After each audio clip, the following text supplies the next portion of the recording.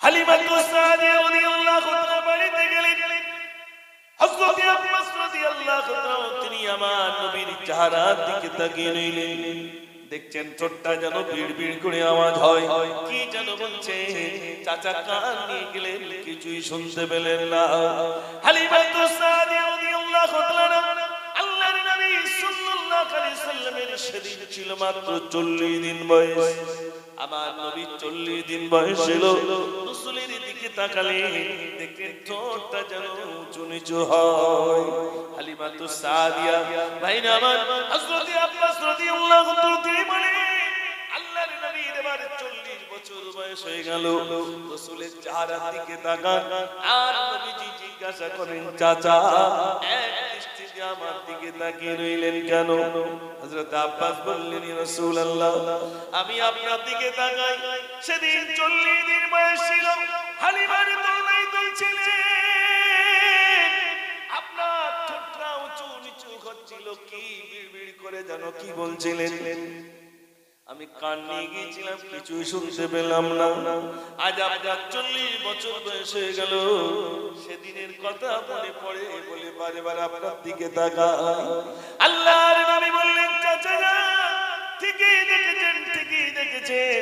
যেদিন আমার 40 দিন বয়স ছিল, ওদিন আমার জবান থেকে অন্য কিছু উচ্চারণ হচ্ছিল না, বরং আমি বলছিলাম, ইয়া উম্মতি, ইয়া উম্মতি, ইয়া উম্মতি, আমার উম্মত, উম্মতির কি হবে?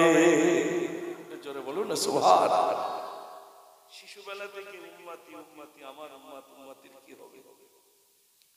ও যুবক ভাইরা আমার, বিশ্বনবী সাল্লাল্লাহু আলাইহি ওয়াসাল্লামের 40 বছর বয়স হয়ে গেল। হালিমাতু সাদিয়া তিনি কি করলেন? বৃদ্ধা হয়ে গেলেন। একটা লাঠি নিয়ে আস্তে আস্তে আমার নবীর কাছে চলে গেলেন। ইয়া রাসূলুল্লাহ, ইয়া হাবিবাল্লাহ, একটা কথা বলার জন্য আপনার কাছে চলে এলাম। আল্লাহর নবী দাঁড়িয়ে গিয়ে বললেন, ও মা, কিসের জন্য এতটা কষ্ট করে আপনি আমার কাছে এলেন?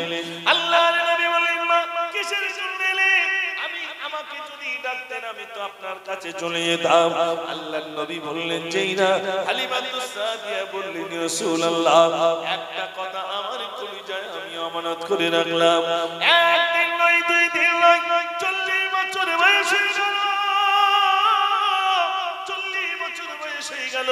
ইয়া রাসূলুল্লাহ, এই কথাটা বলার জন্য আমি এলাম। আল্লাহর নবী বললেন, মা বলুন বলুন, কি কথা আপনি বলবেন? হালিমাতু সাদিয়া বললেন, ইয়া রাসূলুল্লাহ, যেদিন আপনি শিশু ছিলেন আপনাকে আমি কোলে করে আনছিলাম, আর একটা কনক কথাগুলো বলেছিল। আল্লাহর নবী বললেন, মা আর বলতে হবে না, আর বলতে হবে না। যখন আমি শিশু ছিলাম আপনার কোলে ছিলাম, আর কনক যে কথাগুলো আপনার সঙ্গে বলেছিল, আমি বিশ্বনবী সকল কথাগুলো শুনতে পেয়েছিলাম। জোরে বলুন না সুবহানাল্লাহ। হালিমা বলছে, শিশুবেলা নিয়ে আসছিলাম হালিমাতু সাদিয়া,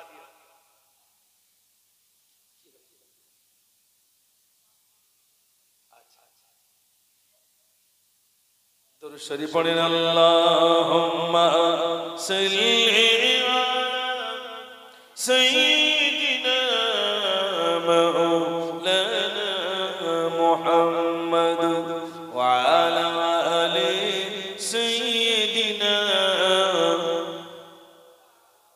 রাগরে পড়ুন, আল্লাহুম্মা সাল্লি আলা, সবাই পড়ে মাওলানা মুহাম্মদ ওয়া আলা আলি সাইয়্যিদিনা মাওলানা মুহাম্মদ। ও নবীজি, ও নবীজি, দেখা দাও আমার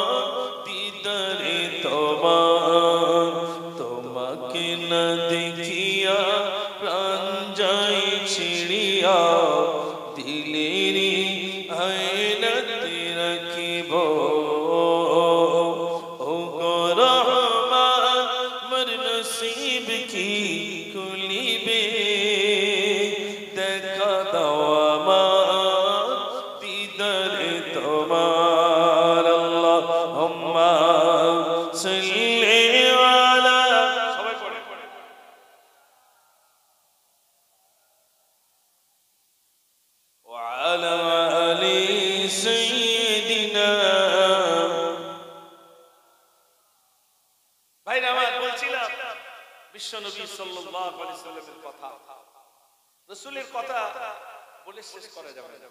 একটা দিক নিয়ে যদি আলোচনা করে যায় বলে বলে শেষ হবে না। এখানে অনেক ভাইরা এসেছে, বিশ্বনবী সাল্লাল্লাহু আলাইহি সাল্লামের আদর্শ নবী দিবস মানেই নয় যে দুদিন ব্যাপী নবী দিবস দেব, বিরাট জাঁকজমক করে দেব, বিরিয়ানি খাওয়ার ইন্তজাম করব, কি তাইরি করব, কি খিচুড়ি করব, কয়েকজন বক্তাকে আমন্ত্রণ করব, আর সারা রাত কি মধ্যরাত পর্যন্ত মিলাদ শুনবো, আমাদের নবী দিবস হয়ে গেছে। এটা নয়, বরং লাকাদ কানা লাকুম ফি রাসূলিল্লাহি উসওয়াতুন হাসানাহ। আল্লাহ পাক বলেন তোমাদের জন্য বিশ্বনবী সাল্লাল্লাহু আলাইহি সাল্লামের মধ্যে রয়েছে উত্তম আদর্শ। জোরে বলুন না সুবহানাল্লাহ। আমরা কি আদর্শ নিয়ে ঘোরাফেরা করছি সেটা আগে দেখেন। কি আদর্শ নিয়ে, কি চরিত্র নিয়ে ঘোরাফেরা করছি? যে আদর্শ নিয়ে চলছি ভাইরা, যে আদর্শ নিয়ে চললে মানুষ বলবে না এই মুসলমান, আমার ঘরে দ্বীন নেই, ইসলাম নেই, শরিয়া নেই, নবিয়ানা আখলাক নেই, চরিত্র নেই, কিচ্ছু নেই। বর্তমান পশ্চিমা দেশের আখলাক আর চরিত্র আমরা বরণ করে নিয়েছি। বেশি দূর নিয়ে যেতে হবে না। ঈদের কিছুদিন আগে ছেলেটাকে মালঞ্চে নিয়ে যান, বলুন তো ওই ছেলেটা ভালো প্যান্ট পছন্দ করবে না ছেঁড়া প্যান্ট? ভাই ভালো প্যান্ট পছন্দ করবে না, ছেঁড়া প্যান্ট, হ্যাঁ হাঁটু ছেঁড়া। বলুন তো এটা কোথাকার আখলাক? এটা হচ্ছে ইহুদিদের আখলাক। চার দোকানে বসে খাবে না দাঁড়িয়ে খাবে? এখন খাও ভালো, দাঁড়িয়ে দাঁড়িয়ে খাও, বসার জায়গা দাঁড়িয়ে কারা খায়? ইহুদিরা। আপনি বলেন কোথায় আখলাক, কোথায় কালচার? এখন ইহুদিদের কালচার বাড়ি চলে এসেছে। বাড়িতে বিবিটা বা একটু পয়সা হলো, ছোট্ট একটা বাচ্চা হলো, আপনার মনে না থাকলেও গিন্নি মনে করে দেবে ছেলের বড় জন্মদিন করতে হবে, গালে ভাত দিতে হবে। গালে ভাত কোথায় পেয়েছেন ভাই? বাচ্চার আকিকা করার দরকার ছিল, আকিকাটা করলাম, বাচ্চার গালে ভাত দিলাম। গালে ভাতের আয়োজন করেছি, গালে ভাতের আয়োজন করেছি, আকিকা করেনি। এইগুলো যে আজ ইহুদি আর নাসারাদের আদর্শগুলো আমরা বরণ করে নিয়েছি।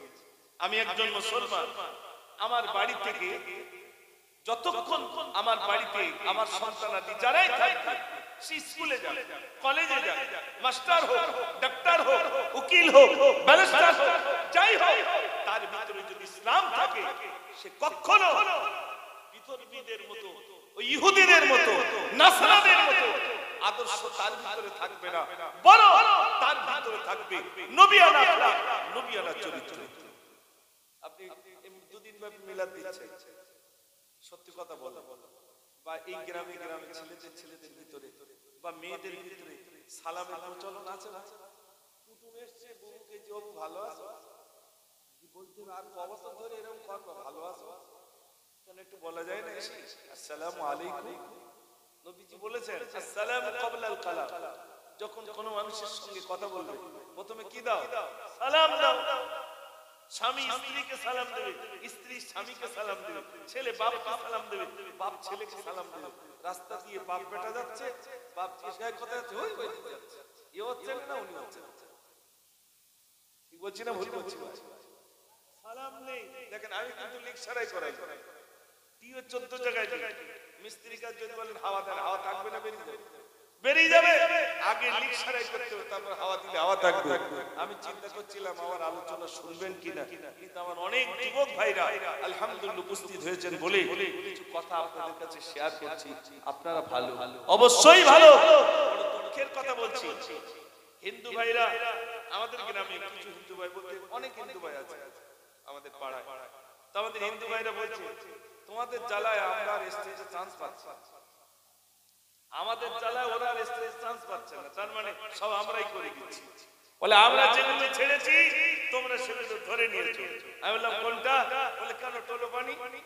টোলো পানি বোঝেন তো? যে পানি খালি মোটামুটি আর জ্ঞান থাকে না টলে, এখন আর ওটা খায় না। যুবকদের ভিতরে সিরাপ করবে, একটা একটা সিরাপের বোতল ঢক ঢক করবে, আর মুসলমান এদের আবার ব্যবসা করছে, সিরাপের ব্যবসা মুসলমান করছে, এই সিরাপ খাচ্ছে মুসলমান। মনে রাখবেন, যদি এইভাবে দিন চলে, বিশ্ব নবী দিবস দিয়ে রাসূলের আখলাক, রাসূলের চরিত্র আমার ভিতরে থাকলো না, আমি সিরাপ খাচ্ছি, দুদিন পরে মাথার তার কেটে যাচ্ছে। ঠিক বলছি না ভুল বলছি ভাই? আপনাদের এখানকার এলাকা ভালো, আমি যা বলছি ওই বাইরের দিককার কথা বলতে, আমাদের চৈতলে আবার খড়মপুর বা এই সাইডের লোক সব ভালো, আলহামদুলিল্লাহ। সোনার ভাইরা, হয়তো আমার কথায় আপনারা রাগ করবেন, আপনাদের দেখে দেখে বলছি না, বিশ্বাস করুন, বিশ্বাস করুন, আপনাদের দেখে বলছি না। জাহিলি যুগে নবী যে সময় এসেছিলেন, সেই সময়টার নামটা শুনো, সেই সময়টার নাম হলো আইয়ামে জাহিলিয়াতের যুগ, বর্বরতার যুগ। সেই যুগে কি হতো? নারীদের জীবিত পুঁতে দেওয়া হতো। তারপরে একটা মানুষ আরেকটা মানুষের কল্লা কেটে দিয়ে মাথার খুলিতে শরাব পান করত, জুয়া খেলতো, টিকিট খেলতো, নারী হত্যা করতো, ব্যভিচার করতো, আগুনকে তারা খোদা বলতো, গাছকে তারা মাবুদ বলতো। এই ছিল তাদের কালচার। আপনারা বলেন, সেই যুগে আপনার মদ ছিল, এই যুগে আছে না নাই? সেই যুগে জুয়া খেলা ছিল, এই যুগে আছে না নাই? সেই যুগে টিকিট খেলা ছিল, এই যুগে আছে না নাই? সেই যুগে নারী হত্যা ছিল, এই যুগে আছে না নাই? সেই যুগে ব্যভিচার ছিল, এই যুগে আছে না নাই? সব তো ভরপুর হয়ে গেছে। নবী কি আর আসবেন? নবী তো বলেছেন, আনা খাতামান নবিয়্যিন, আমি হলাম শেষ নবী, লা নবিয়্যা বাদি, আমার পরে নবী আসবে না। তা সেই যুগে মদ ছিল, এই যুগে মদ, সেই যুগে জুয়া, এই যুগেও জুয়া, সেই যুগে টিকিট খেলা, এই যুগেও টিকিট খেলা, সেই যুগে মানুষ মেলায় যেত, এই যুগেও মানুষ মেলায়। আচ্ছা, ছেলে দিয়েছেন কে? ছেলে আর মেয়ে দিয়েছেন কে ভাই? আল্লাহ, আল্লাহ দিয়েছেন। তাহলে হিসাব নেবেন কে? নরেন্দ্র মোদী? আল্লাহ কেউ কথা বলে, আল্লাহ হিসাব নেবেন। এই ছেলেটা দিয়েছিলাম, এই মেয়েটা দিয়েছিলাম, কোন কাজে ব্যয় করেছো আমাকে বলো, তাদের কি শিখিয়েছিলে, কি করিয়েছিলে, এটা হিসাব আমার আল্লাহর কাছে দিতে হবে, হবে না ভাই? হিসাব দিতে হবে আল্লাহর কাছে। আর আমরা ইদানে একটা জলসায় গেছি, তো এই বসেছি, তা কিছু লোক এসে বলছে, হুজুর এই ছেলেগুলোর একটু নামাজ পড়তে বল। তাই বলি, বাপ মা যদি নামাজ না পড়ে, ছেলে কি আল্লাহর ওলি হয়ে যাবে? বাপ ছেলের হাতে বলতেছে টাকা দিয়ে এক বান্ডিল বিড়ি কিনে নেয়। আপনারা বলুন, বাপ যদি ছেলের বলে এক বান্ডিল বিড়ি কিনে নেয়, সে কি বিড়ি খোর হবে না বিড়ি ছাড়ালো কল? বাপ তো কিনতে পাঠাচ্ছে, বাপ কিনতে পাঠাচ্ছে, ছেলে সবাই যাবো দোকানে নিয়ে তার মানে কি এখন মোমেন্ট উঠে না দিলি হবে না। ছেলে বিড়ি আনতে যাচ্ছে, আর ওই ছেলের আশা করছে যে 5 ওয়াক্ত নামাজ পড়বে। এই আশাটা বাদ দেন, আগে বাপ মাকে সংযত হতে হবে। বাপ আর মা দুজনের ভাষা হবে সুন্দর, সন্তানের ভাষা হবে সুন্দর। বাপ মা যদি বিগড়ে যায়, সন্তান কি হবে? যদি বলেন তা কি করে হয়, শোনেন, আমার মাদ্রাসায় অনেক বাচ্চার ভিতরে দুটো বাচ্চা আছে ছোট ছোট, আপনাদের না বললে বুঝবেন না। তো দুটো বাচ্চা ছোট ছোট, তো ঝামেলা করছে, ঝামেলা করতে আমি রাত মাদ্রাসায় যাই জলসা করে, তো আমাকে এসে বলছে, হুজুর আমার মেরেছে। কে মেরেছে? অমুক ছেলে, ডেকে নিয়ে, যে ডেকে এনেছে আমি জিজ্ঞেস করি, তুই মেরেছিস? তো হুজুর একটু মেরেছি। কেন মেরেছিস? তাহলে আমার গালি দিয়েছে। এই মাদ্রাসার ছেলে গালি দেবে কেন? আমার পাশে বসে খুব মহব্বত করে বোঝাচ্ছে, তুমি আমার সোনা, সত্যি কথা বলো, গালি দিয়েছো? আর বাচ্চাদের দেখবেন মহব্বত করে বলে সব বলে দেয়, তাই না ভাই? তা আমি যখন বললাম গালি দিয়েছো, চলছে হুজুর হ্যাঁ দিয়েছি। আমি তখন জিজ্ঞেস করলাম, কি বলে গালি দিয়েছিস? একটা বলেছে, সে খুব বিষাক্ত, সে বলা যাবে না। তা গালিটা দেওয়ার পরে আমি তখন বললাম, কার কাছ থেকে শিখেছো? তো বলছে, আমার মা আমাকে আব্বার এরকম করে করে গালাগালি দেয়। কেনা দেয় ভাই? কথা বলে কিন্নি দিচ্ছে কাকে? স্বামী, স্বামীকে দিচ্ছে। বাচ্চা সব মুখস্থ করে ফেলেছে। ওই বাচ্চাটা রাস্তায় গালি দিচ্ছে, তখন বলছে কার ছেলে রে? বলে মুজফ্ফর। দাঁড়া, মুজফ্ফরকে জিজ্ঞেস করে, ভাই তোমার ছেলেটা এত গালি দিচ্ছে। মুজফ্ফর তখন বলে, সব সঙ্গ দোষে হচ্ছে। বলে সঙ্গ দোষে না বাড়ির প্লেয়ারের দোষে? বাড়ির প্লেয়ার দেবে না কেন? অলরেডি গালি দেবে না কেন? যে খাটে শোটা বাদ দিয়েছে, যে বাইকটা চালা ওটা আমার বাপ দিয়েছে, যে আলনায় জামা রাখে ওটা আমার বাপ দিয়েছে, ব্যবসা করতে যে টাকাটা লেগেছে ওটা আমার বাপ দিয়েছে। আমার বিরুদ্ধে কথা বলবে, তার মানে এমনি তখন জুলুম চল, কিচ্ছু করার নাই, সামলাতে পারছি না। আজ বিয়ে করেছে 5 দিন 10 দিন হয়ে গেছে, মেয়েটা বাড়ি গেছে, মেয়ের মা জিজ্ঞেস করছে তোর মুখটা যেন খারাপ খারাপ দেখতে পাচ্ছি, মুখটা যেন ছোট হয়ে গেছে, তো শাশুড়ি মনে হয় ভালো থাকে দেখে না নাকি? মেয়েটা চুপ করে রেস বলে বলছে না আমার মা মনটা খটকা লাগছে। মেয়েটা তখন বলছে শাশুড়ি একটু কুটকুট করে, দেখেছিস আমার মা তো আজ মনে বুঝতে পেরেছে, হাত ধরে সকালবেলা হুজুরের কাছে হুজুর একটু তদবির করে দেন। বলে কেন? বলে বেশি দিন হয়নি বিয়ে হয়েছে, মনে আর সংসার হবে না, একটু কায়দা করে তদবির করে দেন। সেই যে ছেলের সাথে বেঁধেছি সে ছেলে যে আয় করে একটা টাকা দেয় না, আর শাশুড়িটা তো দাঁড়জাল। শাশুড়ি কি ভাই কথা বলে, দাঁড়জাল দেখেছেন? দেখেন নাম বলে দিল দাঁড়জাল। দাঁড়জাল কাকে বলে? চোরে। অনেক আগে একটা গজল লিখেছিলাম, এই দুনিয়ায় আসবে একদিন ভয়ঙ্কর এক দাঁড়জাল, দুটি চোখ তার দুরকম হবে, বলবে আমায় আল্লাহ, তার ওই কানেতে এত উন্মাদ উলঙ্গ হয়ে যাবে গুনাহগার মা, ইমানদার বান্দা যারা হবে কাফির বলতে বলতে তারা ছুটবে, মুজাফা তুই মানবি না, কপাল তার নিশানা, মানলে জান্নাত পাবি না, মওতের পরে ওই সঙ্গে কেউ যাবে না। তদবির করতে গিয়ে দাঁড়জাল শাশুড়ি হুজুর তদবির করে দিলে এটা নদীতে ভাসাবে, ওটা কবরে পড়বে, ওটা জলকারে পানিতে গুলে দেবে, যাও এটা দিল, যদি কাজ বেঁধে যায় ব্যাস স্বামীকে কবজায় করে নিল। কিয়ামতের আলামত সম্পর্কে নবীজিকে জিজ্ঞেস করা হয়েছিল, নবীজি একটা আলামতের কথা বলেছিলেন, যখন নারীরা তার স্বামীকে কবজার ভিতরে রাখবে, যখন বলবে ওঠ স্বামী উঠবে, যদি বলে বস বসবে, যদি বলে ও কাজ করতে পারবে না তো কিচ্ছু করার নাই। যখন এরকম আসবে তখন বুঝতে হবে কিয়ামত অতি নিকটে। আপনাদের এলাকার কথা বলছেন, এখানকার মায়েরা ভালো আলহামদুলিল্লাহ। সোনার ভাইরা, এটাই কিয়ামতের আলামত। বাড়িতে কোনো চরিত্র নাই, আদর্শ নাই, কিচ্ছু নাই, ছেলেটার ভিতরে দুনিয়ার আদর্শ নাই, কিচ্ছু নাই। মা প্রথম শিখিয়ে দিচ্ছে বাচ্চাকে আম খা, মা প্রথম শিক্ষা দিচ্ছে বাচ্চাকে টাটা। আপনাদের এখানে হয়তো হয় না, বাচ্চা শিখিয়ে দিচ্ছে, বাচ্চাকে শেখাচ্ছে টাটা। মা একবারও বললো না কচি তোর দাদু ভাই আসছে তুই বল আসসালামু আলাইকুম, আর দাদু আর নাতি শিখিয়ে দিয়েছে, মানে মা বাচ্চা শিখিয়ে দিয়েছে দাদু আসছে তুই বল গুড নাইট। যেই বাচ্চা বলে দাদু গুড নাইট, দাদু বলে কত গুড নাইট কেনবো, বলদিন মশার জ্বালায় কিনে কিনে পারি। গুড নাইট তো দাদু জানে না গুড নাইট কি জিনিস। এই যে আমাদের বাচ্চাগুলোকে এই শিক্ষা দিচ্ছি গুড মর্নিং গুড নাইট, দেন দুঃখ নেই, ইংরেজি শিখুক, বাংলা শিখুক, উর্দু সব ভাষা শিখুক, কিন্তু মানুষের সামনে যখন আসবে আমার ছোট্ট বাচ্চাকে শিক্ষা দেবো আসসালামু আলাইকুম। আপনি আপনার নাতিকে শেখান আসসালামু আলাইকুম, হাত ধরে এরকম করে দেন।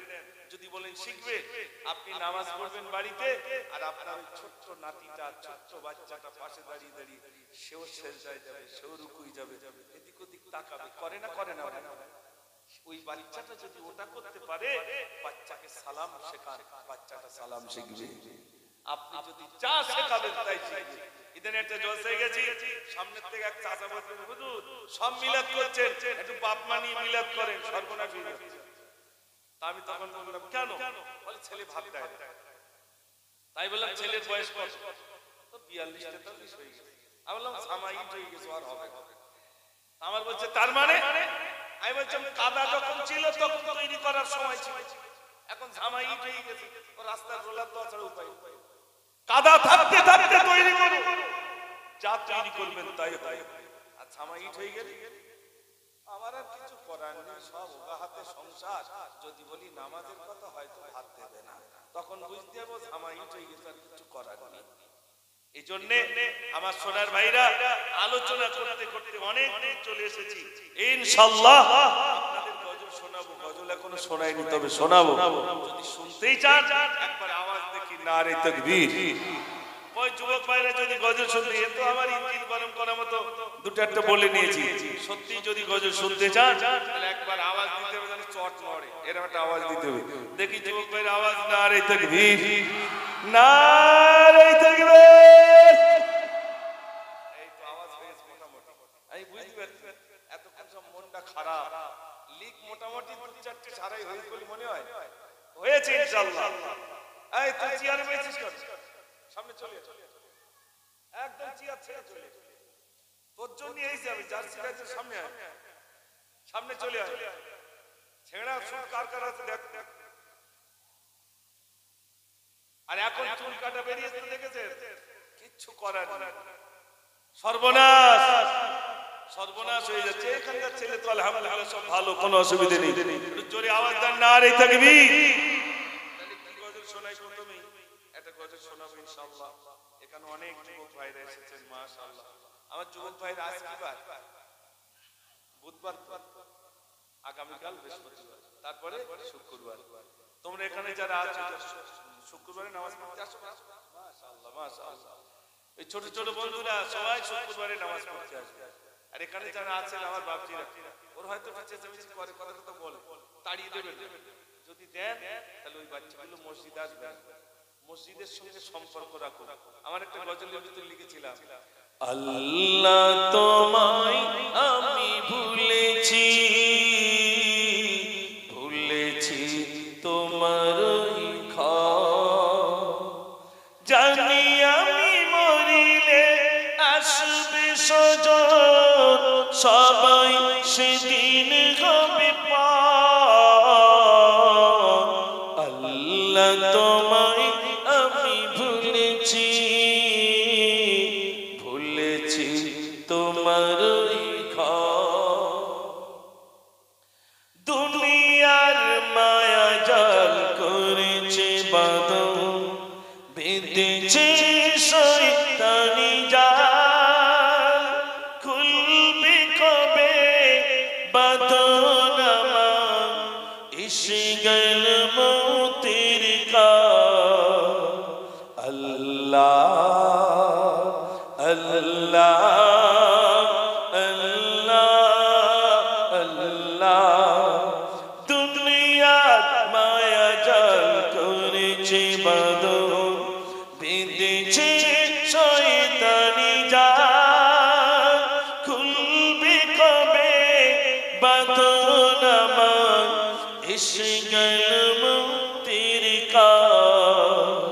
ভুল পথে কেন আমি হেঁটেছি, বিপদের মুখে আমি পড়েছি, জানি আমি মরিলে আসবে সজন, সবাই সেদিন হবে পার। আল্লাহ তোমায় আমি ভুলেছি, ভুলেছি তোমার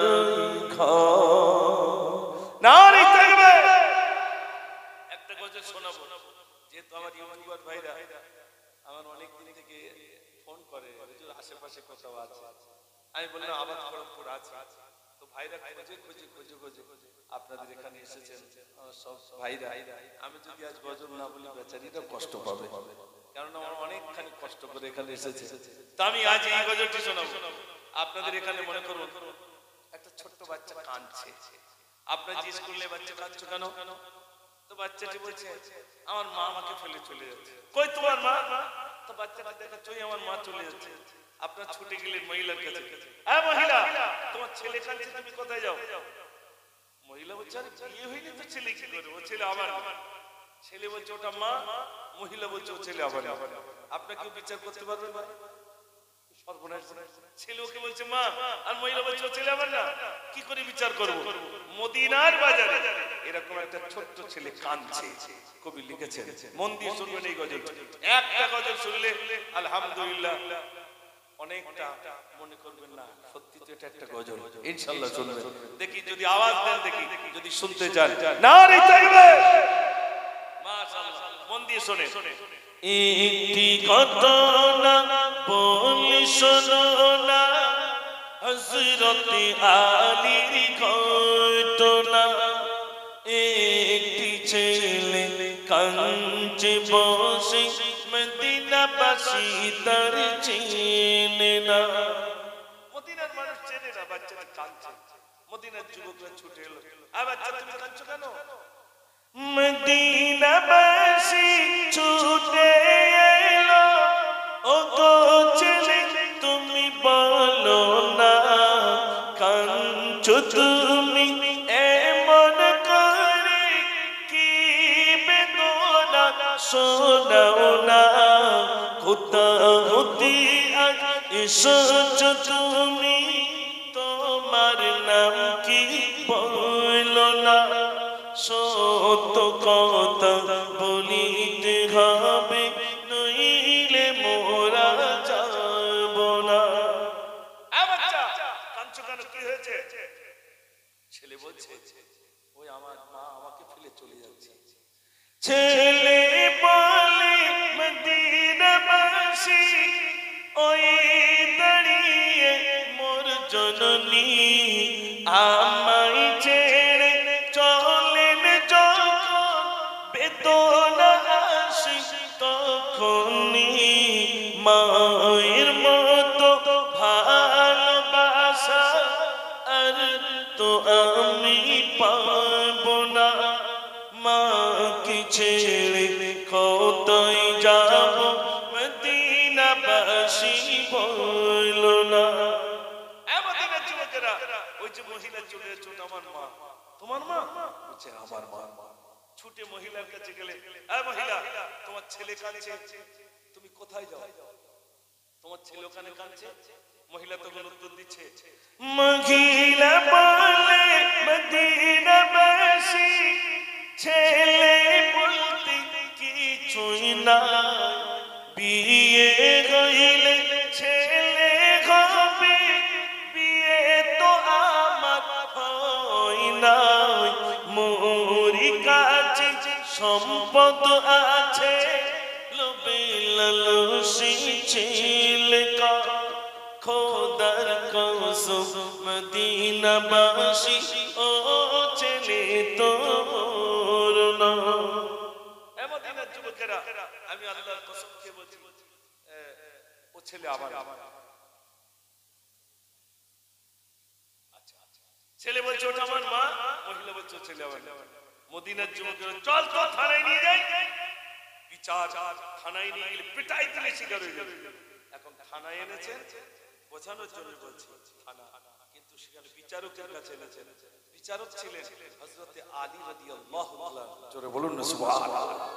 হযরত আলীর কাছে এনে বলছে হুজুর, বলছে বলো বাবা। সালাম দিয়ে হযরত আলী শুনুন ঈদের ঘটনা, হারমানিয়া এসেছি রে, মহিলা ছেলে যাত না। মহিলা কই ছেলে মা জননী, মহিলা কই মোর ছেলে না। বিচার করেন হযরত আলী, এই ছিল তাদের ঘটনা। হুজুর এই ছেলেটাকে বলছে মা, আর মহিলা বলছে ও ছেলে আমার না। হুজুর আমরা কেউ বিচার করতে পারছি না, হুজুর আপনি একটু বিচারটা করে দেন। হযরত আলী রাদিয়াল্লাহু মিডিলে বসলেন, একদিকে ছেলে একদিকে মহিলা, বিচার শুরু হবে। হযরত আলী বলছেন আ ছেলে বলো তোমার অভিযোগ। আর বিচারে এক একজনের কথা শুনে তো, প্রথমে ছেলের কথা শুনে যায়, বলো তোমার অভিযোগ। হযরত আলী বলেন এবার এ ছেলে তুমি সত্য বলো, ওই মহিলা কি কই তোমার সব ঘটনা খুলে বলো ছেলে বলে খোদার কসম উনি তো হলেন মা জননী কেমনে ছেড়ে থাকবো আমি কে কোলে মোর দেবে শুনি আসাদুল্লাহ ওয়ালি হযরত আলী আমি আল্লাহর কসম খেয়ে বলছি উনি আমার মা এটা ছেলে অভিযোগ মা থেকে আমাকে আলাদা করে দেবেন যদি আলাদা করে দেন কে আমাকে ভালোবাসবে কে আমাকে প্যার করবে উনি আমার মা হযরত আলী বলে মহিলা বলো তোমার উত্তর হযরত আলী বলেন এ মহিলা সত্য বলো ওই ছেলেটি কি কই তোমার সব ঘটনা খুলে বলো মহিলা বলে খোদার কসম ও ছেলে তো আমার না বাচ্চা হবে কেমনে বুঝি বিয়ে তো আমার হইল না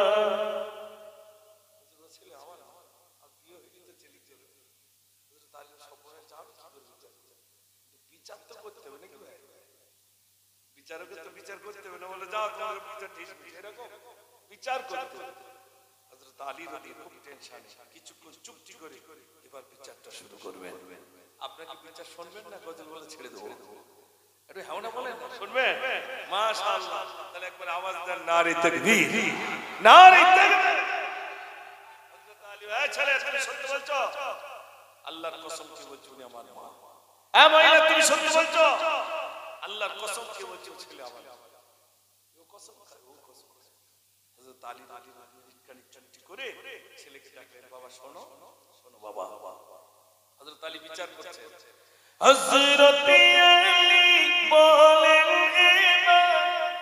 এ ছেলে তুমি শোনো তবে আমি যদি বাপ হই তোমার ফাতেমা তোমার মা হবে কান্না তুমি বন্ধ করে বলো তো তুমি রাজি হবে হাসান হোসেন ভাইজান হয়ে সঙ্গী হয়ে খেলতে রবে ও বাবা আমি যদি আলী তোমার আব্বা হই ফাতেমা যদি তোমার মা হয় হাসান আর হোসেন যদি তোমার ভাই হয় তোমার কি কোনো দুঃখ আছে ছেলে উত্তর দিচ্ছে ছেলে বলে হযরত আলী চাই না আমি ওই জননী ওমার দরকার যে মা বলছিল ছেলে আমার ওমার দরকার তাহলে দরকার কার পিতা হবে হযরত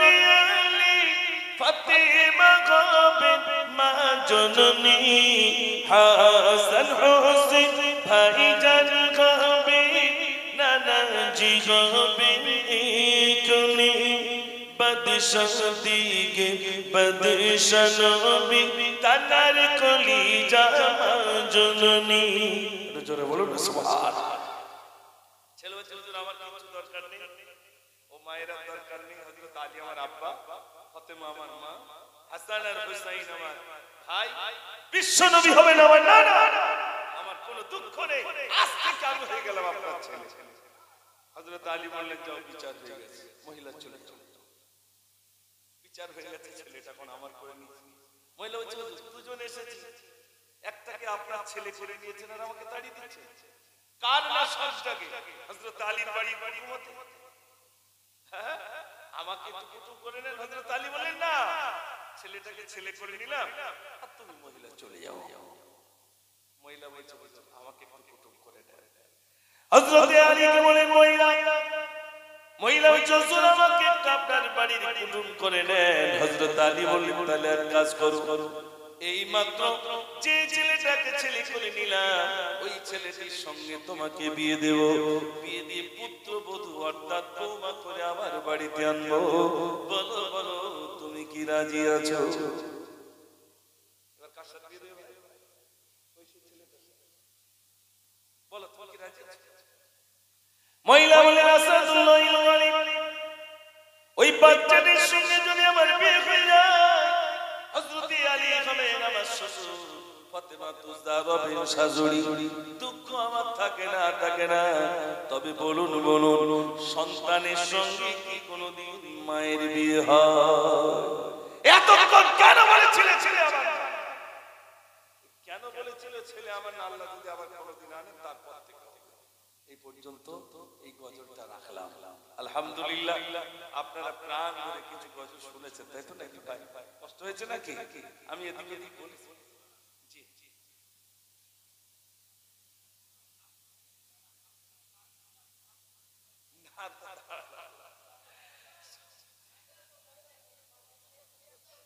শোনে নাই বলি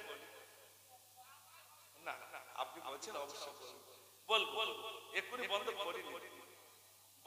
দেখেন, আমি আপনাদের গায়ের ছেলে বললে ভুল হবে না। আমি আপনাদের গায়ের ছেলে বললে ভুল হয়? আমার বাড়ি কত তো কাছে। আলহামদুলিল্লাহ, আপনাদের পেয়ে আমি খুবই আনন্দিত। আল্লাহ আমাকে যত দূরে নিয়ে যায়, আল্লাহ বহু দূরে নিয়ে গেছে। ত্রিপুরায় নিয়ে গেছে, আসাম নিয়ে গেছে, মালদা, বাঁকুড়া, মুর্শিদাবাদ, আলহামদুলিল্লাহ আল্লাহ নিয়ে গেছে। তো কম বেশি নিয়ে গেছি, কিন্তু আমার গ্রামে এইখানটা আজ আমি প্রথম এলাম, তাই তো ভাই? আগে একবার এসেছি। ও তাহলে আগে একবার এসে মনে পড়ছে না। রাস্তাঘাট এখন ভালো হয়েছে তো, ওই জন্য এটা ভালো হয়েছে, ভালোই হয়েছে, কত সুন্দর হয়েছে আলহামদুলিল্লাহ। সে বলেন আল্লাহুম্মা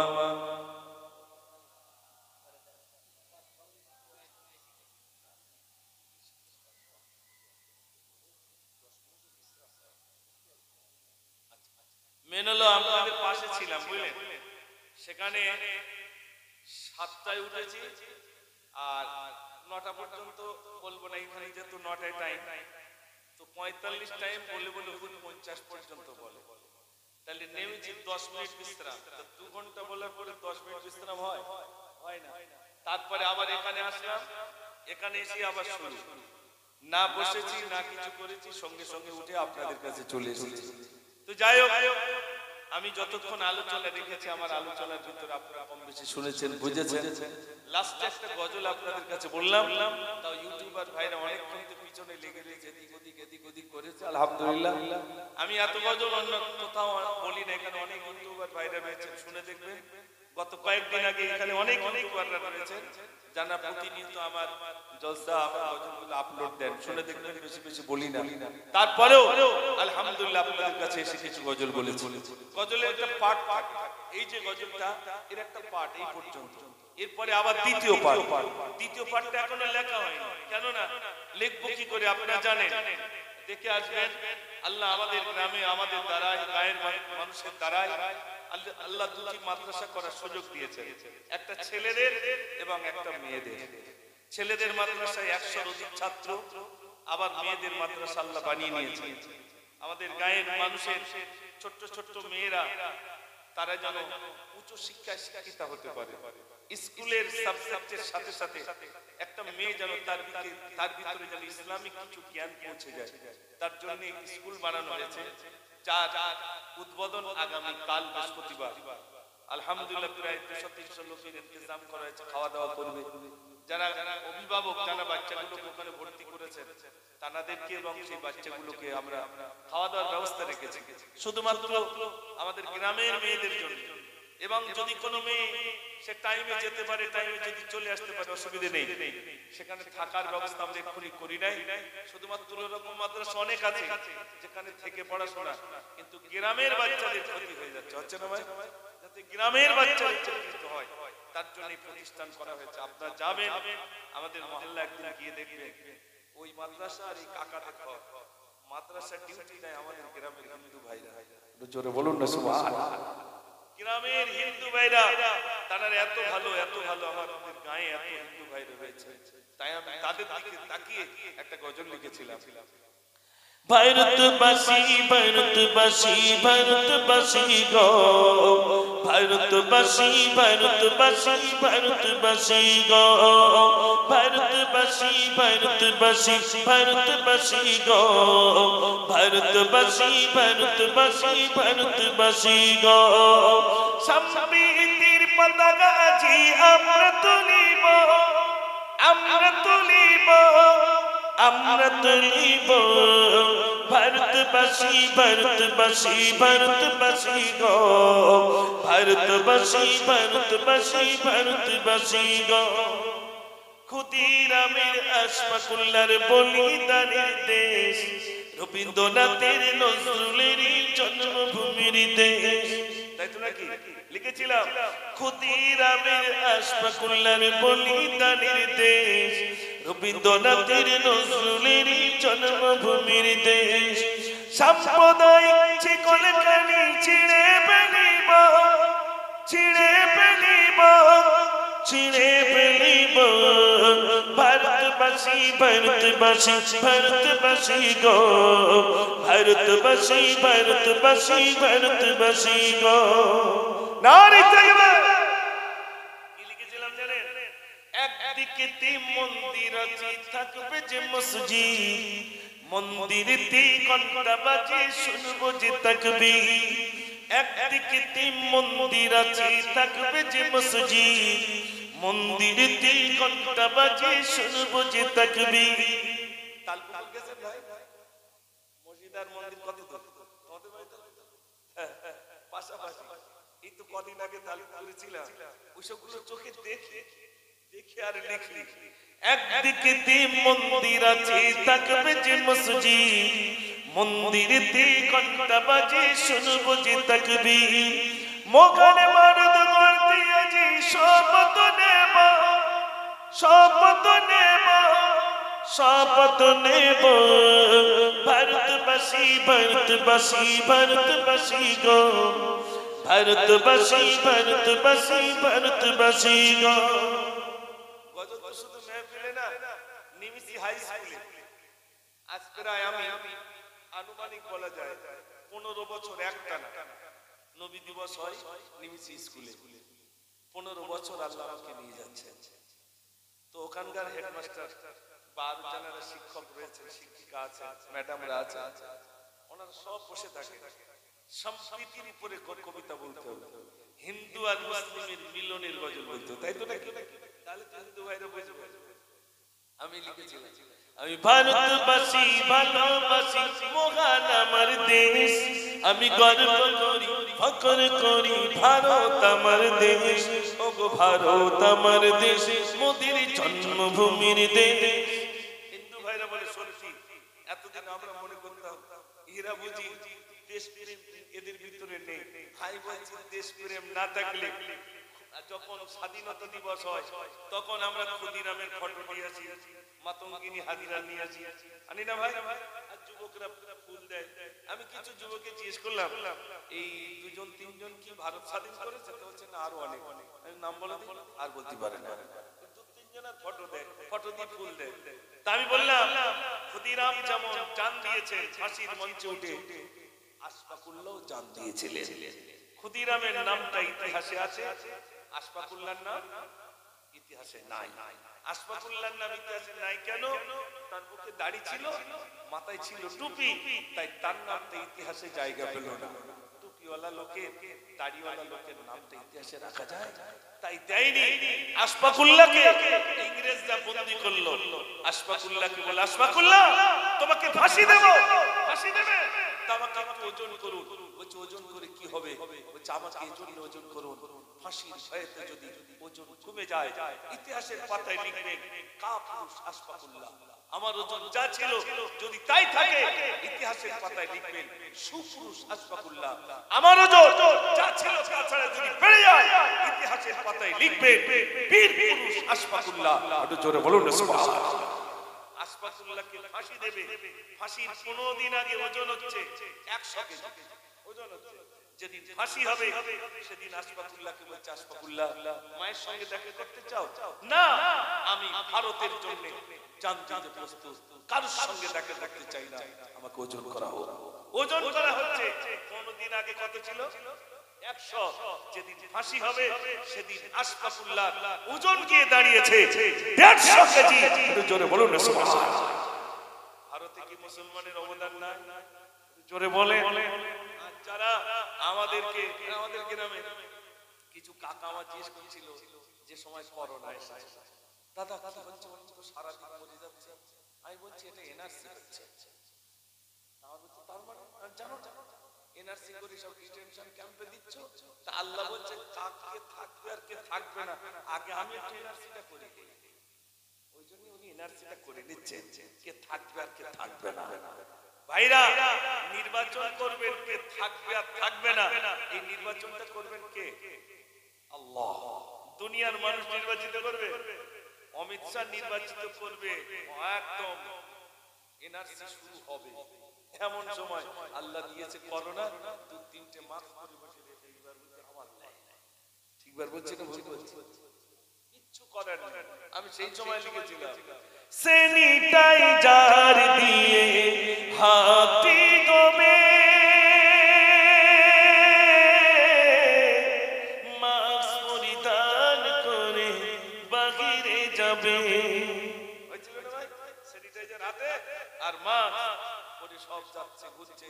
আমি একজন আমার উপর উপায় নেই, আমি যাব ত্রিপুরাতে, ফ্লাইট লাগলাম, মাঝখানে যদি সিট হয় আলাদা জামা দেবো, সেই জামাটা পরতে হবে, কাগজ মতো সেই জামাটা পরে বসে থাকতে হবে। এই ধারের লোক আর এ ধারের লোকের যেন কোনো অসুবিধা নেই, কাঁচের একটা হেলমেট মতো পরিয়ে দেবে সিধা, যেন নিঃশেষ কারণ না যায়। সর্বনাশ, হ্যাঁ সর্বনাশ, সব আতঙ্ক। আল্লাহ বলছেন, আল্লাহ সেদিন দেখিয়ে দিয়েছেন দুনিয়ার মানুষকে, দেখ আমি আছি কিনা। সব ভয়েতে জড়ো সড়ো হয়েছে না, সব ভয়েতে জড়ো সড়ো। আপনার কাঁচের মতো হেলমেট আমি তুলে রেখে দিস, তা বলতে হবে না, একদম সিধা সিধা, নিঃশেষ যেন কোনোদিক না যায়। তুই একজনের দেখেছি 3-4টে মাস্ক পরতে, যাতে কোনো কিছু না ঢোকে, একদম মুখটাই। আচ্ছা বলুন তো ভাই, মানুষের লিক কি দু জায়গায় আর নিলি, সেখান থেকে করোনা দেখবে মানুষ মনে করেছে এই দু জায়গায় আর লিক নেই। তাই যদি হতো নিউ টাউনের 20 তলার উপরে বেটা নিচে ইলাবেলা করোনার ভয়তে, আর নিচেই একটা আপনার রাস্তার কি বলবো যার কিচ্ছু নেই, সে রাস্তায় শুয়ে আছে, তার মাস্ক নেই, স্যানিটাইজার নেই, কিচ্ছু নেই, তার ধরেনি করোনা। ওই 20 তলায় ছিল ওরে গেছে, কিচ্ছু করার নেই ভাই। আল্লাহ ধরতে পারে না, পারে না, দেখিয়ে দিয়েছেন। তাই আমি আপনাদের কাছে বলবো সজাগ হন, আল্লাহ যেন আমাদের সুমতি দান করেন। সবাই বলুন আমিন। আসুন সবাই সেই রাসূলের শানে একটু প্রাণ ভরে সালাতু সালাম পড়ে নিই। ইয়া নবী সালাম,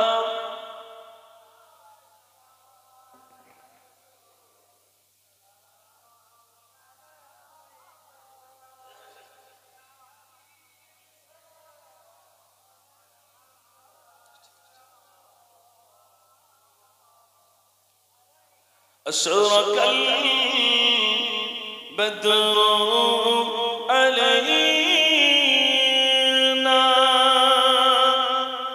من ثنيات الوداع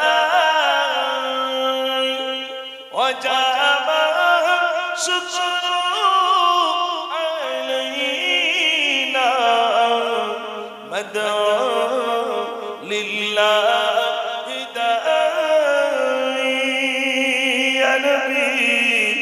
سلام يا رسول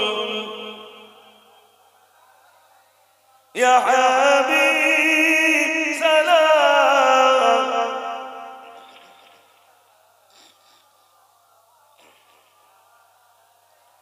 طيفي دوستو چلے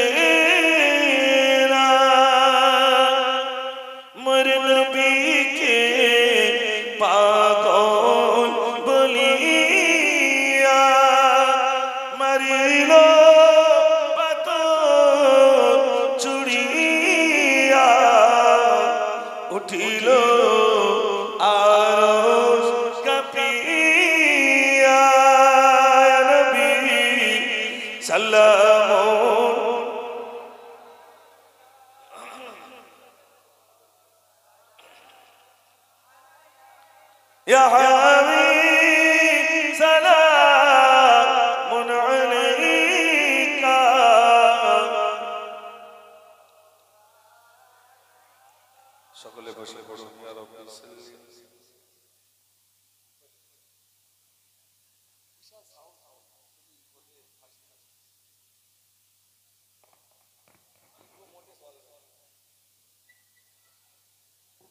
দোষে পড়েন আল্লাহুম্মা সাল্লি আলা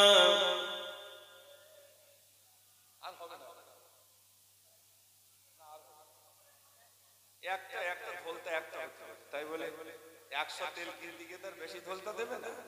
সেই ছোটবেলায় তেল কিনতে যেতাম, ধলতা দিত কবার, একবার একটা ধলতা দেবো অবশ্যই। একটু প্রেসার দাও। ওই দেখো ওগো নবী তো জাহান আবার বলতে আজানে শুনে কোনটা বললাম?